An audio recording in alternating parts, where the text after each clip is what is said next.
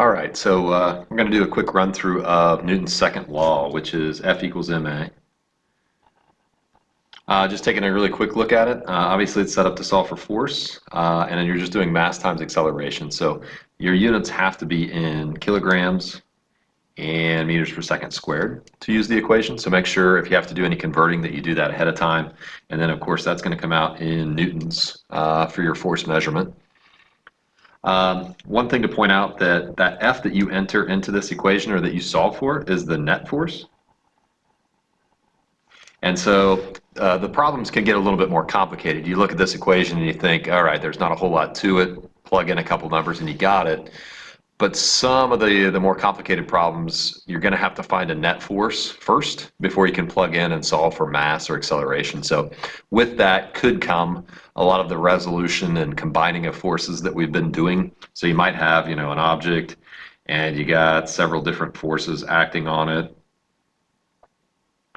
And you have to first go through and figure out what the net force is, which might involve, like you can see, this would be a pretty complicated one, where you'd have to make some triangles, solve out like X and Y components, and then plug back into this equation. So sometimes this isn't the first stop, sometimes this is like the last stop in solving some of these problems. So keep that in mind for some of them. It's also really useful. It's probably the most used equation that we'll see all year just because it has so many different applications. And one big place that it'll pop up in chapter 4 will be, we can use it to solve weight and mass. And a lot of times that's kind of a starter to some of our problems. So if we have F equals ma, the weight is the force, remember that. So this is the weight, and then the mass, of course, is the m. And if we're given one of those, then we can immediately solve for the other if we need to. So if you're given the mass of something, then all you would do to find its weight would just be take its mass. So let's say you have 15 kilograms, and you would just multiply that by the acceleration due to gravity, which, of course, 9.8 meters per second squared, so that you would get a weight here of 147 newtons.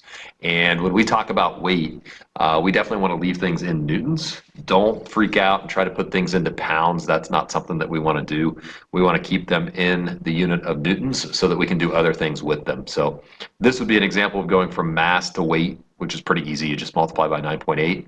And then the opposite of that would be true as well. If you were given the weight, let's say you've got something that weighs 200 newtons, then you could plug that into this equation as well, and you could solve for mass, the mass of the object. So you could do 200 newtons, and in this case, just divide by your 9.8 meters per second squared, and that would come out right at 20.4 kilograms. So there you just converted between weight and mass, and we can do the same up here, mass to weight. So that ends up being really super useful as well.